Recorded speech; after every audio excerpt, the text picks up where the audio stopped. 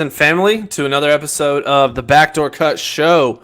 And we are eking ever closer to actual basketball games. Today was kind of the first semblance of communication with our actual basketball team. It was media day for the NBA, so a lot of conversations happened down at the forum. We've got the Chief and the Bro here today. Chief, how you doing? What's up, man? This is Sam. This is the Chief. And man, I just feel like I bumped a line of Grizzlies cocaine. I'm feeling good. I watched the whole media day today at work, and I just felt empowered. I felt energized. I felt like I was a part of this team. I felt like I need to be hanging out with them as soon as possible, wherever that may be. Most of them are under 21, so like Incredible Pizza or Chuck E. Cheese. I don't really know where those kids hang out. We're gonna figure that out. It's an exciting time, and it was exciting to finally see the team be put together, see them around each other, and see that supposed chemistry they've been building all summer kind of foster itself publicly in front of the public eye. Did Yeah, you get a it chance? sounds like a lot of the guys they haven't like played together yet, but they've definitely been hanging out and talking. We're still nursing some of the injuries, and I'm sure we'll cover that. But it'll be interesting to see like when they actually get on the floor.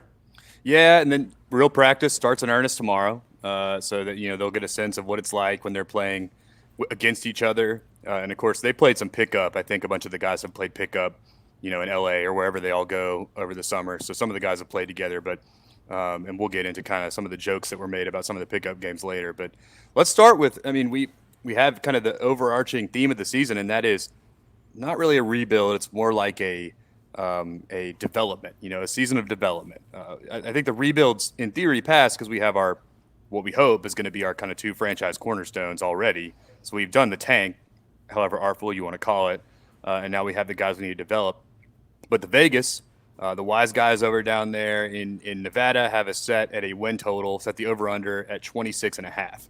And as Zach Kleiman and Jeff Calkins said today, that's not necessarily a bad thing. It's liberating because it doesn't set expectations. It's quite literally an expectation on behalf of a bunch of intelligent analysts over there.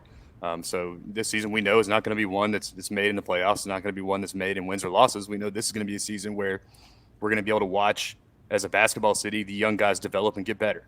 So there's going to be no more piecemealing together a roster that we hope is going to win 50 games and scrounge into the playoffs just to get beat by, the Warriors or insert whatever good Western team always defeated the Grizzlies in the past. This is a season of development, so that was nice to see. What do you think about that over under? I mean, at a 10,000 foot view, how do you feel our season breaking down? I mean, I'm gonna go under this year on that. I don't think I want to be optimistic and think like, yeah, it's gonna like we'll figure some things out. We could get some wins towards the end of the season that we're not supposed to get. Depending how well we mesh, who's doing load management, that type of stuff. But it could be ugly to start. I think that, we're very excited about Ja and Jaren, obviously, but we still need to be realistic. And from the beginning, it could be very ugly. Like, I could see us winning, like, going on some, like, 5 to 10 game losing streaks, just depending. Because we're going to be so reliant on 19 and 20-year-old guys. Yeah. So and that's a lot of more minutes than they're used to playing. Even if you look at Jaren, I mean, how long has it been since he's actually played like NBA basketball? Because he didn't play the end of last season. So I would expect the beginning to be pretty tough. Ja coming off an injury, Anderson, talk about him in a minute. He's not going to be doing well or not going to be at 100% when he comes back. Jaren coming off an injury. So I would expect like the first like month or two is probably going to be pretty rough and put us behind the eight ball. So I think that in that like mid-20s win range is probably pretty realistic. Yeah, I think you're right. I mean, the team's banged up, like you pointed out, and I think it's the low key element here, which I feel like a lot of people talk about how this team might play pretty well. It's got some talent on it. It's got some pieces that seemingly would fit together. It's got an interesting combination of true rookies and vets too. I like the guys. I want to think they're going to be good, and they might all very well play pretty well. But I think the low key element here is it's really hard to win NBA basketball games. Like, I mean, it's not a. You can have good players. You can have like Ja could have a 30-point night. Jaren could have a 30-point night. But you got to put together the stops, and then you got to put like 90 to 100 points on the board in order to win an NBA basketball game on any given night because of the kind of talent you're facing night in, night out. So while we might play well for 3 quarters, young team like this, fourth quarter could have a breakdown. They could have a situation where another more veteran team just kind of figures them out and just does all the little things that you learn as you play as your years in the league.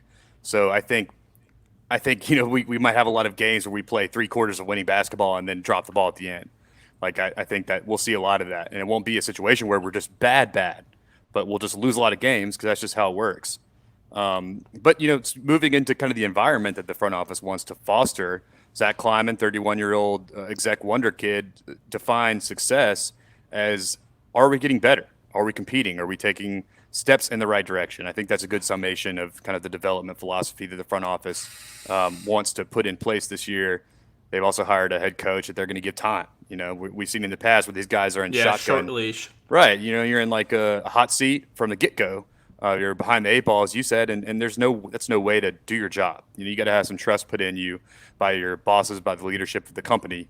And so I think we're finally seeing that. I think Jenkins gets at least 3 years, I think, to kind of put his imprint on the team and sort of start to develop at least 3. I'm thinking more along the lines of 5. Kind of like Brett Brown at the 76ers, the process. He was pretty terrible initially. Of course, his roster was terrible, and then now he's coaching, perennial championship contender out of the East. So that's kind of the trajectory I see it tracking. But we'll see. Now, what do you think about the new style that Jenkins might implement under his realm?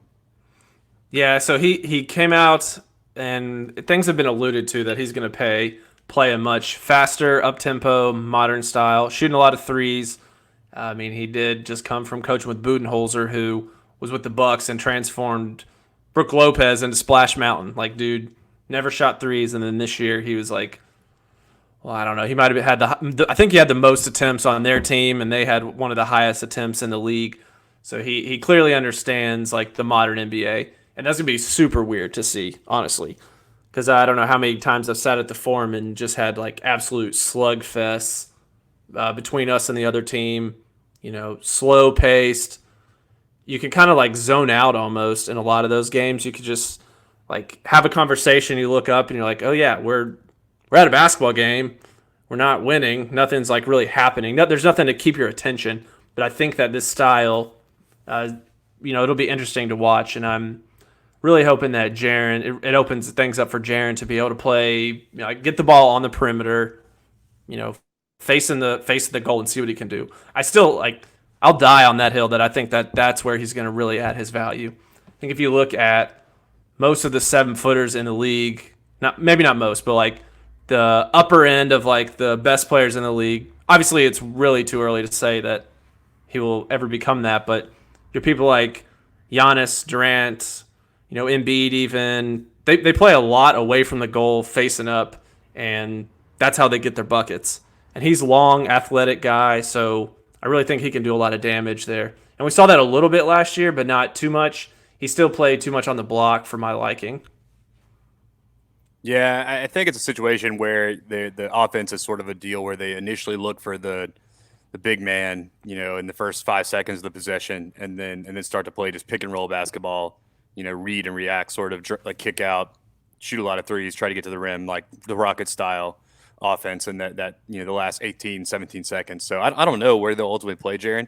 I do know the starters seem to be at this point for sure Ja and Jaren and Jonas Valanciunas. So those seem to be solidified. So our wing positions are very fluid at this point. It's going to be kind of a fit thing. It's going to be kind of who's playing well and who earns their stripes, which is a good way to go about it. But I do like to hear that Ja is probably going to be the starter over Tyus. That we're going to prioritize development over probably a better point guard right now. Tyus probably is. So that's good to see. One thing I didn't understand was that Dylan Brooks said that that Taylor Jenkins' saying is "let the bleep bleep fly." Is that supposed to be a stand-in for the cuss word, or does he literally call basketball a bleep bleep? I was going to ask you that. I saw that in the outline. I read that in Harrington's article, and then I saw it in your outline. I was going to ask you, what could bleep bleep possibly? I was trying to think of what combination of curse words. I know. Could, I was like, I put on an old duster like a detective. It had a magnifying glass, and I was like looking at the dictionary or like the thesaurus of all the various types of cuss words. Because if it's motherfucker, mother's not a cuss word. So you just put mother bleep and then we Yeah. get it, But that's what I'm saying. Like, what's the so either he's like a real profane bastard, or he literally calls basketballs bleep bleeps. And either way, I'm in for. Like I don't really care. I want to know more about this. And if I was ever in a media room with them, this would by far be the most important question asked. So any journalists out there, let's get to the bottom of this. Yeah. Someone please divulge what the bleep bleep Yeah, means. We need that. what does the bleep bleep mean? If you take anything, let's figure that out. But let's move to our corner pieces of the team. John, Jaron. I think the big question this year is how are they going to mingle as a dynamic duo in this league? Point guard, big man. We've seen a lot of these combinations over the years, and some have worked out, some haven't. Certainly not a super common combination these days. We see a lot of our superstars are kind of wing players. We don't see as much like Stockton Malone or Chris Paul, Blake Griffin anymore. But that's what we have. And so, what do you think? How do you think they're going to play together? Based on basically nothing. Based Like, on never seeing them yeah, talk play out of your ass together. about John Jaron right now. Oh yeah, yeah. Well, Yeah. I mean, I think that I have to assume that they are going to play well. Anything else would just be soul crushing, I Yeah. guess. But they both have multiple skill sets. I think that's important. That Ja's not known as a shooter, but that's something that he clearly wants to work on. That he said several times, and if he develops that, he could be a very very dynamic player, very athletic, can get to the rim, leaper, passer, not just a guy who's going to drive and kick. He's probably going to actually be able to finish at the rim, I'm going to assume. Obviously NBA is different than college, but I'm going to assume that. And, that's at least going to be his goal. And then Jaren can just do so many different things that, I think that they'll be able to play with each other. And then also the guys that we have on our roster, I have like a bunch of them. We like guys like Dylan Brooks, Slow Mo, and some of those other guys that we might be able to get involved. That they're not going to be the folks creating their own shot, but they've never really had someone to be the beneficiary of someone else creating the shot. If that makes sense. Yeah. It's like Mike and Mark, they're awesome. They were very much focused on getting each other the ball, playing with each other more so, especially towards the end when really, I mean, let's be honest, those were the only two people that they could count on. They really couldn't count on anyone else, so I don't blame them at all. But that was just kind of like the unfortunate, situation that we were in. So we didn't really get to see a whole lot of other guys get involved. So I'm going to have to assume they're going to be pretty exciting and interesting, especially like in kind of a let it fly offense. Yeah, and I think you're right. I think one thing that Mike and Mark weren't was neither of them were go-to guys prior to being Grizzlies. So, Mike was on a Greg Oden Ohio State team where he was by far the second banana. Oden kind of ate up most of that offense. And then, Mark never played in traditional college and was kind of always an outlier compared to his brother until he came of his own in the NBA by basically losing like 50 pounds. It was really just a weight thing. But Ja, on the other hand, was the guy at Murray State for at least 1 year. Like when I said the guy, I mean is single-handedly carried a middling team to an NCAA tournament, and every single game they played, he was the guy you schemed for, and he still averaged like 26 and 10 assists or something. Some pretty preposterous numbers, despite the fact that the only thing you had to do to beat that team was stop Ja Morant. So that's good. He's ready to kind of, I think, do that. It's an NBA entirely different game than the competition he faced at Murray State. Jaron, on the other hand, not quite as much, was kind of a backup guy with that Michigan State team. I don't know what the hell's going on. I think we established Izzo's got, I don't know. Like we'll throw that year away for Izzo because I know he had. Was he tanking guys. so he could be number one this year? Yeah. What's his deal? I think that's how it works. But yeah, I don't know. So it's heavily agreed that he probably misused Jaron during his tenure at Michigan State. But regardless, they're good friends off the court. We can only anticipate them being good as a duo. 13 of the 20 Grizzlies roster members are new, which is a pretty insane stat. Yeah. Goodness. So the vast majority of the roster is a new player this year. Not just where they were injured in the past and now they're finally getting to play. Literally, they are new to the franchise. 13 of the 20 players. So we'll go through, a few of the guys that showed up in media day to talk to our boys Mike Wallace and Chris Vernon, and kind of a rotating cast characters there, the Grizzlies media. So I'll start kind of with the order that they appeared. We'll start with Matt Mooney, the guard out of Texas Tech, who made a Final Four and championship game this past March Madness tournament. He was signed to an Exhibit 10-day deal, sort of late in the process, and played for the Hawks in Summer League. It's kind of a do-it-all, like nose to the grindstone, stereotypical white guy college guard. Imagine all the things you say about any kind of like white 4-year Works college hard. guard. Works hard, plays good defense, comes from a good family, invests in the right mutual funds, things like that, things that you would say. And he seemed like a nice kid, but really don't have much else to say about him other than he stopped by and said that he will always remember the loss in the championship game more than he'll remember the Final Four appearance, which, heart goes out for you, Matt Mooney, as someone that's been through that. Not personally, but my team. Essentially. Yeah, I feel like it. Part of a city that's been through that. I think that counts. So shout out to Matt Mooney. We'll see. Exhibit 10 contract. Glad he's getting a shot in the league. And then next, Ja Morant just rolled into the frame and decided like he wasn't going to wait around. And he's a character, man. Like he's kind of right in the vein of him and Jaren really get along in that regard. He's got a real interesting accent too. It's like a real Southern drawl. I think he's from Alabama, or South Carolina. I think it's South Carolina actually. He's from the South, so he's got like a legit Southern drawl, like a real like cool, unique accent, like that you wouldn't hear a lot of in the league. Huh. So he got a chance to actually speak more, in person about the team. He said all the right things. These kids are finished products now, man. Like they literally are like, it's like they've taken 4 years of broadcast journalism before they even get to the league. They know what to say. They know all like the buzzwords to say. So I don't really anticipate getting a lot of good stuff like you would in the past from these rookies. But he did say, however, that he has a new daughter. His entire family relocated here to Memphis. And he also said that during some pickup this summer, they asked if he dunked on anyone yet. And he said he dunked on one Jaren Jackson Jr. In pickup this summer. It was a lob play, and Jaren kind of half-heartedly went up to block it, which a Jaren half-hearted is still a pretty notable blocking threat. And he caught it with two hands and then jammed it with one, and everyone freaked out. So we got a nice little early dunk on Jaren by Ja, which is probably the most appropriate person he could have dunked on. Overall, said all the right things. You have any comment on Ja at this point? So would you classify him as a goofball?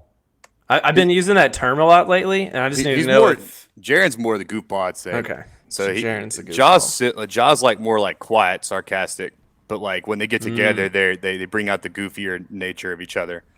But he's not like Ja's not gonna be. He's not as goofy as Jaren for sure, but he's more secret goofy, if that makes sense. I'm sure you all have friends like that. Yeah. Either way, a very marketable guy. When you're looking at these things as businesses too. Yeah, he does. Last I checked, he does have the most Instagram followers by a pretty large stretch, even more than Jaren. I think he was like 20. He was over 25 million Instagram followers. That was a job. Really, 25 million? Yeah. Holy shit! I mean, that's good, right? I mean, that's straight up brand marketing for us, and 25 million people that are going to tune into the Grizz otherwise may not have. So that's really cool. Next.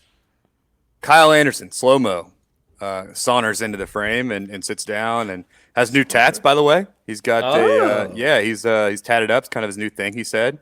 His new hobby is getting tattoos.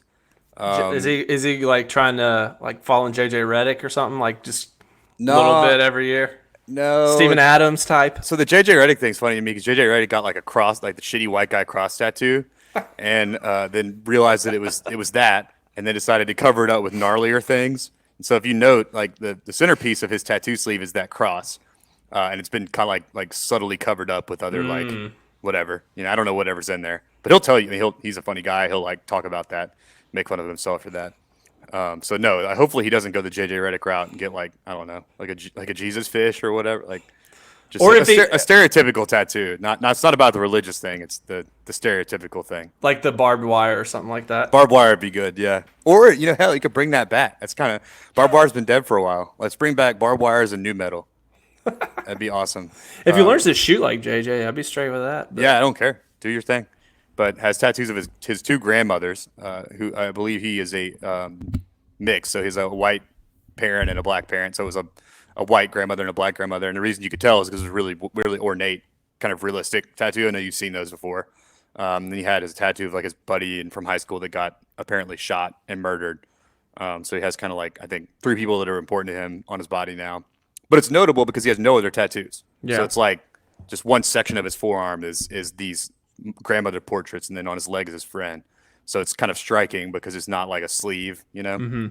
That was one thing. Physically, you notice. He seemed healthy. I mean, he said he's still working back, will not be ready for the beginning of training camp. He had this thoracic shoulder injury. They had to remove his top rib, which is pretty insane. Oh, jeez. Yeah, so it's a pretty serious surgery, and it quite literally changed his biological makeup. So he's still coming back from that. Apparently, this injury's bothering him from the past 2 to 3 seasons. He said it's been a deal where like he's sort of pretending like it wasn't. He didn't want to end up as the kid that sort of gets exiled from the league. He essentially wanted to sign his next deal before he revealed it, which he managed to do with us. Which that's Man. smart on his part. Can't blame him for that. You got anything on Slow-Mo? Nah, not really. He did mention that he wished that he had the surgery earlier, and he seemed kind of bummed. Yeah. Just like the vibe that I got from, what I read and listened. He seemed a little bummed that he was kind of behind the 8 ball. So he's going to miss out on some of the fun of hanging out with all the other guys or like getting PT with them. Yeah. So I kind of felt bad for him at that point. Yeah, I mean, all he can do is hopefully come back and have a longer career than shorten it Yeah. by rushing back. But next up, your boy Ivan Rabb, who is now one of the longest tenured Grizzlies on this team. In fact, Verno called him the elder statesman when he walked up. And Ivan was in good spirits as always, one of the most likable guys that you see in media, and just actually did a block party appearance, one of the inner cities.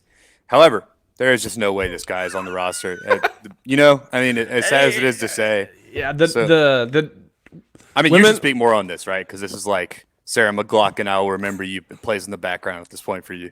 women lie, men lie, but the numbers don't lie, and that's Yeah. all. That goes with That's a Zachy White quote right there.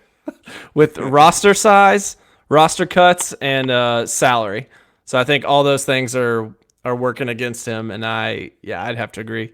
He's trying to earn them goodwill points though, going to the block parties, trying to be cool at media day. He's doing all the right things, but I don't think it can save him. I think it's too late. I think you're right. Hopefully, he finds a place with another team. I mean, a super likable guy and a professional in every single way. And so, if indeed he is cut from this roster, he will have nothing but fans from Memphis going forward as the rest of his career progresses. Next, the MVP of the Summer League, the MVP chance emanated from Chris Vernon and Mike Wallace as Goofy Brandon Clark walked up with a smile on his face. He's Canadian, by the way, so he has a very Canadian accent. He's just short of saying A after things, but he does say a boot. Ooh, that's good. It's good. It's good. So we got a couple Canadians here on this roster. He is a really, really intelligent guy.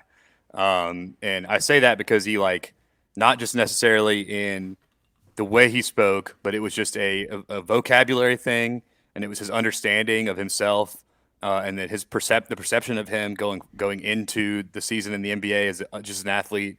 And he said one thing he's particularly worked on is threes and dribbling. And he said the front office has told him they envision him as the kind of the modern day stretch four that's able to knock down threes and kind of roam around and wreak havoc, which tells me that they're probably looking for him to start besides Jaren eventually.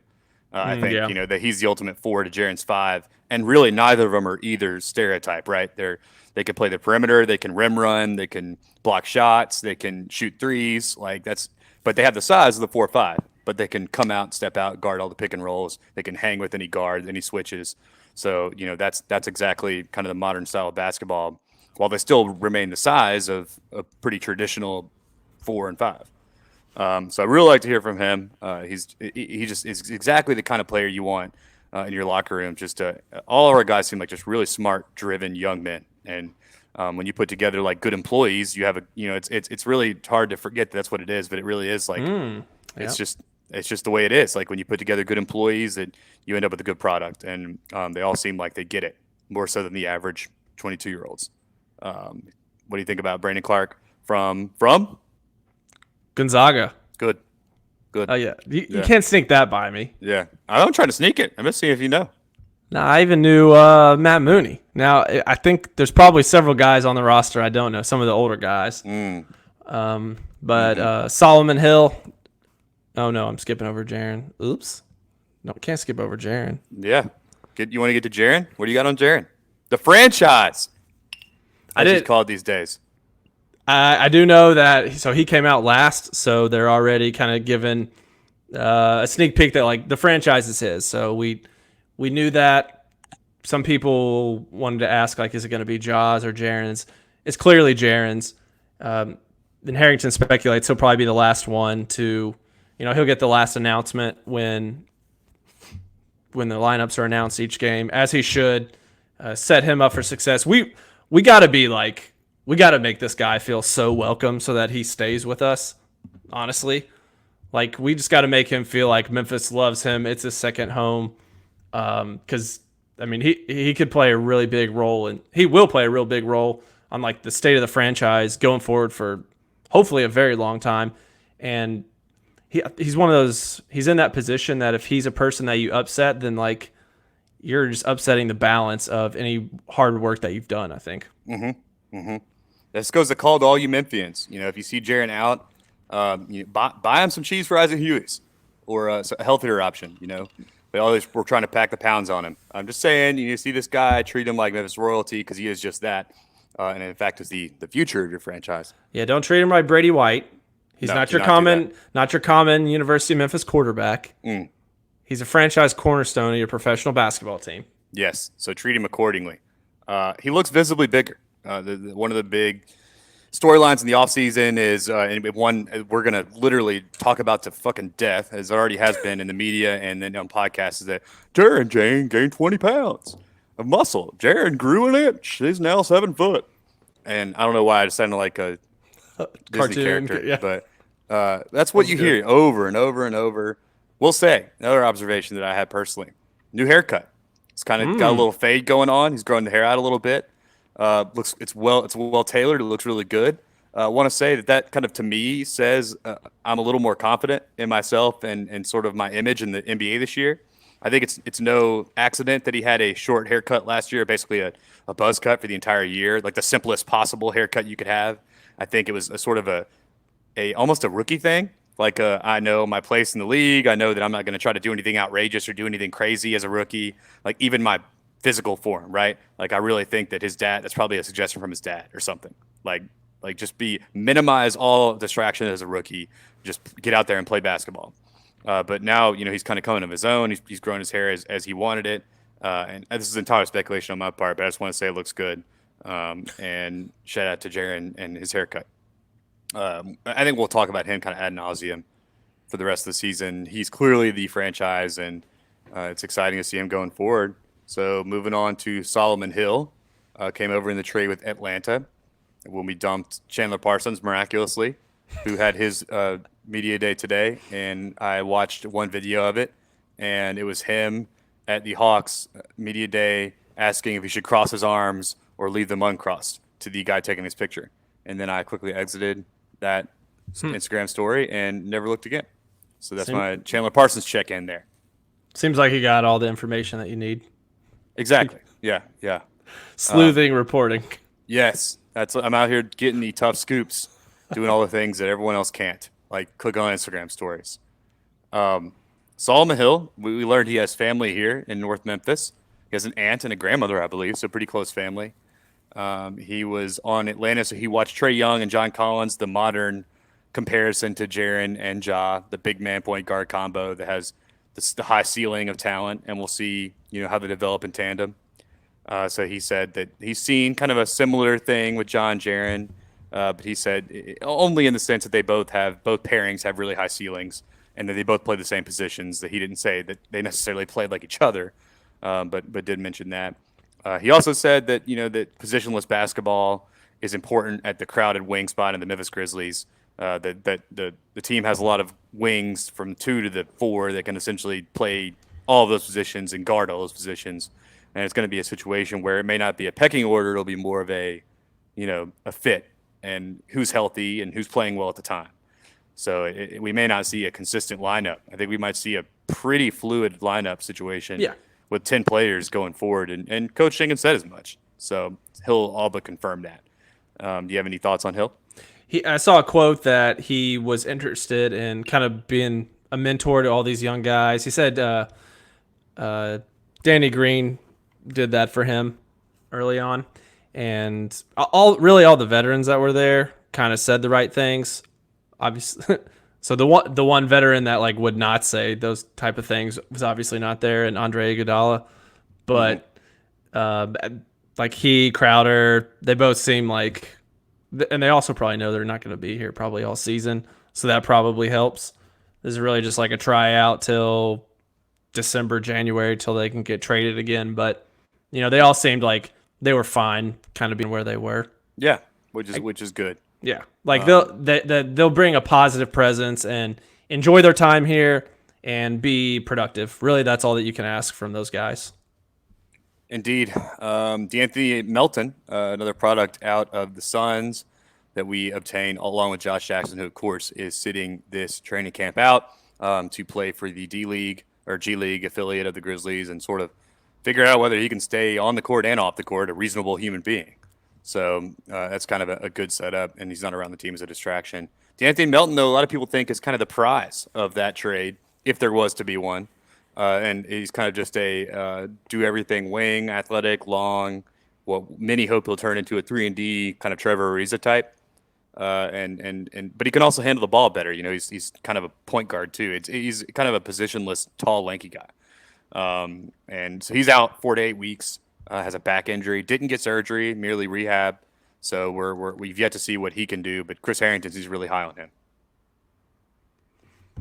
Yeah, no further comments on him. So, Your Honor.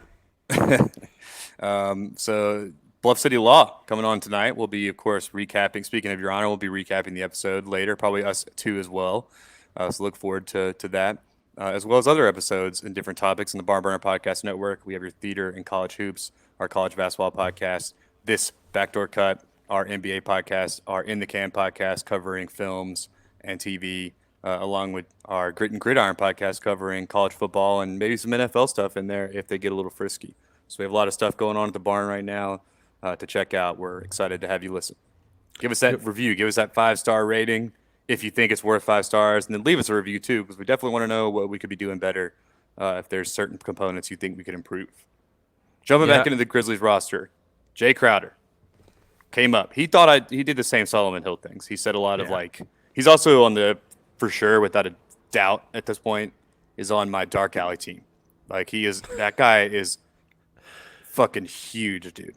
He walked up and sat down in the chair, and he's a big dude, like a scary man. So I would not. Who would you comp him with? Like anyone that we've had recently, or anyone? He's like Bloodsport. LeBron James Johnson. Yeah, LeBron James. Exactly. I forgot about that. Basically the same player. But he is 3 inches shorter than James Johnson, but he's like as thick and just like one of those guys you can tell is just like kind of like would fight until he's just with nothing left sort of deal. But he's he had to fight to make it in the league. Out of Marquette, he was a second round pick and fought his way to get those early Celtics teams. So I liked him already, man. And Grizzlies fans are gonna absolutely love this guy. He complete throwback to the grit and grind era. It would have belonged on those teams. Now as a kind of a corner three shooting specialist, so he's found his place kind of as a stretch 4 in the league. He compared this Grizzlies team to the 2017 Celtics, in fact, and said that this is a team that a lot of people thought were going to be pretty bad, but that team scratched and clawed under the direction of first-year coach Brad Stevens, first or second-year coach Brad Stevens, and ended up making the playoffs that year. So he compares this to have the ceiling that could do that if things came together kind of sooner than later. But he did say he accepts his role as a veteran who wants to develop the young core. He mentioned that developing the young core. That's a quote from him, which is all you want, in your vets in the locker room. And both him and Solomon Hill seem like they'll be great vet presences for our young guys. So that was great to hear from him and great to see. Yeah, I'm excited to. I'm cool with Crowder being on the team. I like that, and I think that his salary's at about 8 million. So it's a very tradable salary, and I for sure think some contender is going to want to snag him for some wing depth as we get closer to the playoffs. I mean, that just makes sense. So like getting him, great asset, great dude. Let's go. Yeah, agreed. Moving on to Yuta, who I had dinner with in in I was wondering if you were going to go there. of course. Yeah, so Yuta and I broke bread together in Suksui, South Pacific Rim, over on Poplar. Delicious sushi. We didn't actually eat together. We were in the same restaurant though, at the same time ish. He was leaving as I walked in, so I like to consider us dining partners. So yeah, I think it's pretty fair. Dude, super earnest guy. And I think that's sort of his culture is to be like earnest at all times. There's no sarcasm. There's no like shitty buzzwords or whatever. He just says exactly how he feels, and that's kind of refreshing in a lot of modern sports, or really just modern life. We'll say I'd really like to get snow cones with him. I just think he's like would be really good, like wholesome activity to go get snow cones with Yuta. And I hope I don't know what to expect from the rest of his career or this year, but I will say that I like him. Would you go to Jerry's? Is that a silly question to ask, or is there? I don't. That's the Another only snow cone? place. I'd probably go to, yeah, if I was going to get a snow cone, I'd go to Jerry's. Okay. Yeah.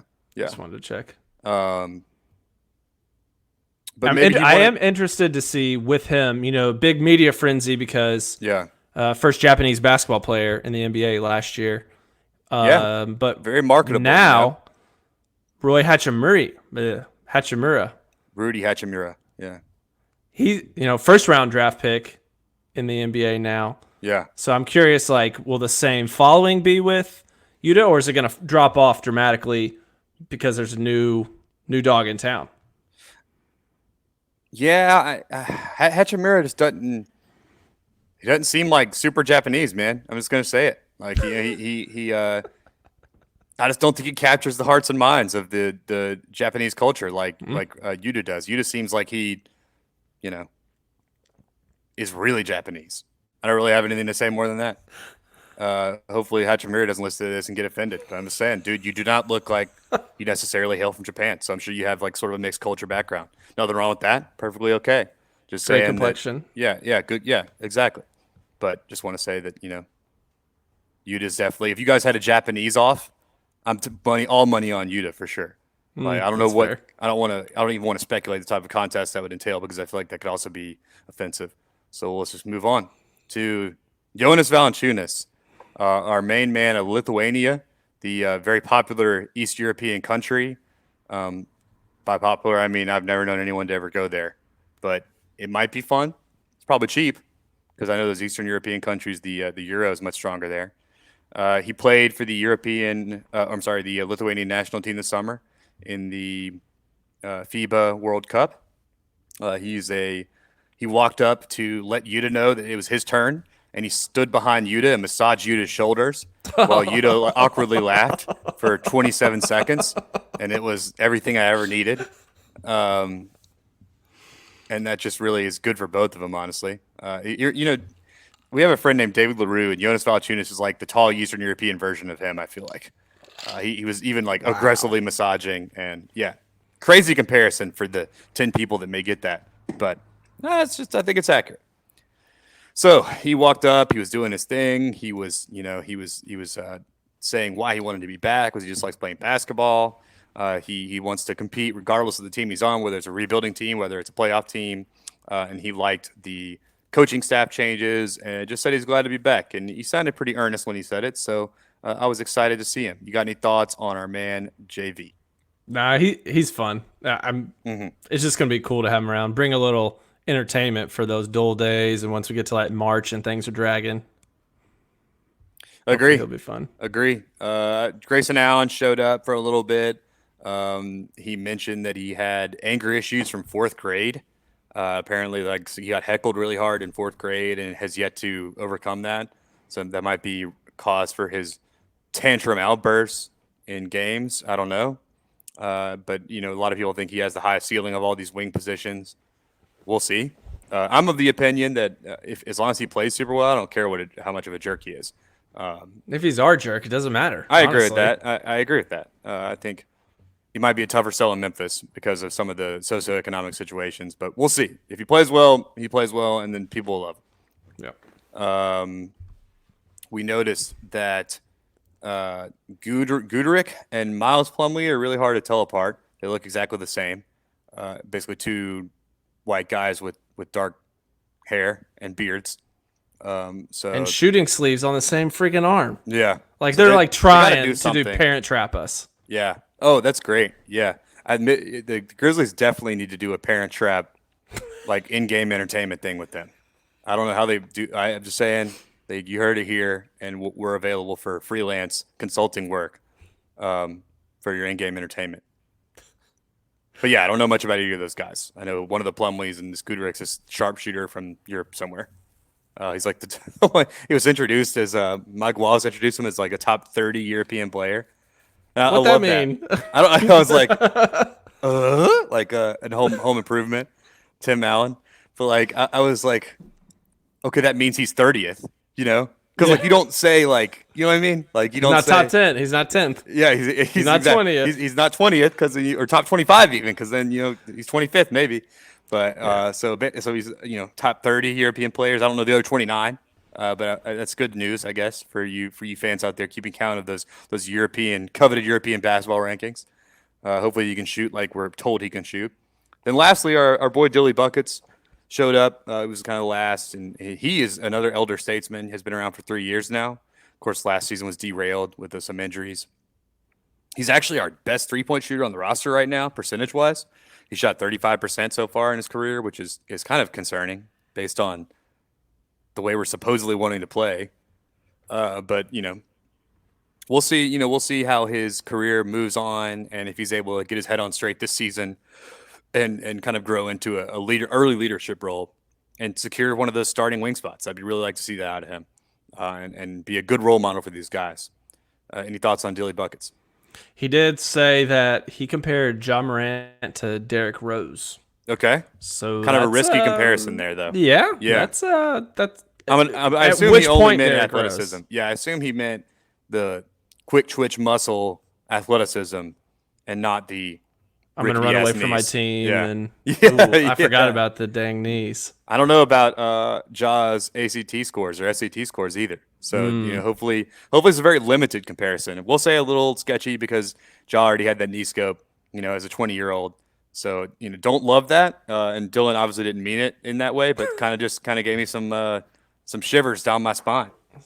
Yeah. Hopefully that's not like foreshadowing. Like he knows something that we don't know, and that was his way to tell us. I hope that as well. Yeah. Don't have faith in this guy. He's got bad knees. Or Hopefully something not. like that. I don't think Dylan has the foresight to be like some sort of soothsayer, like fortune teller. But I could be wrong. He's Canadian, Yeah. so I can't get a read on those guys. Yeah, no idea what their like high school education is up there. No, probably better than us. I bet he speaks French, but don't That know. makes sense. Yeah. Yeah. And that was the end of media day. It was an exciting day overall. It was good to see the guys back. It inevitably gets me going, ready for the season. It reminds me that basketball is indeed on the horizon, which for any Memphian listening, they know that's kind of our big season. The city kind of comes alive for that when the FedEx Forum is popping multiple times a day, often with numerous teams playing in it, and a lot of buzz for both franchises. The Tigers, of course, being the other. So it's exciting time. Saw Ja was already over at the Tiger basketball facility. Ja was hanging out with Penny and the team at practice. So that was cool to see. He's already like kind of buying in and hopefully hanging around the guys. And he's obviously recruiting for the Tigers as well. So honestly, at this point, not having played a minute, the guys have my full heart. And hopefully they continue to foster and nurture my love for them. That's all we could ask for. Exactly. You got any other thoughts on the Grizzlies before we kick off this season?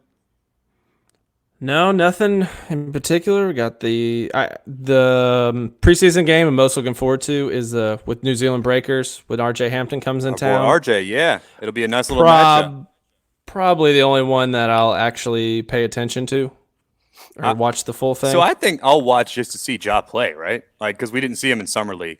So Yeah. but then at the same time, does it feel like you're kind of like diluting your You know, meal? like, Doesn't it feel like you're eating too many appetizers when you watch preseason games? Like you're like, well, I don't want to get full for the real regular season, but I don't know. I'm just ready for basketball to be back. yeah, it'll be here quick, fast, and in a hurry, as they say. And we'll have you covered here at the Barn Burner. Subscribe to the Barn Burner Podcast Network, like Sam mentioned before. Rate us, give us a review.